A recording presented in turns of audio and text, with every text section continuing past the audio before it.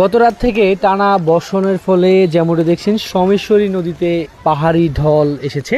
যেমনটি দেখছেন এখানকার মানুষ এই খরস্রোতা নদী সোমেশ্বরী নদী থেকে উজান থেকে নেমে আসা পাহাড়ি ঢলে ভারত থেকে যে খড়ি আসছে পাহাড়ি অঞ্চল থেকে, সেই খড়ি সংগ্রহ করছে বা খড়ি ধরছে।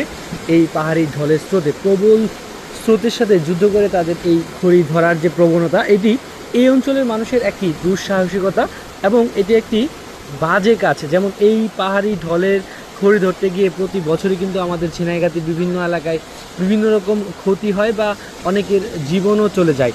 যেমনটি দেখছেন আমি যুক্ত হয়েছি ঝিনাইগাতি উপজেলা এবং শ্রীবর্দী উপজেলার যে বর্ডার দিয়ে যে নদীটি বয়ে চলেছে সোমেশ্বরী নদী, সেই নদীর পাহাড়ি ঢলের চিত্র। এখন যদি বলি এই নদী কিন্তু পুরোপুরি ভরে গেছে এবং এইটি কিন্তু বিপদসীমা ছুঁই ছুঁই।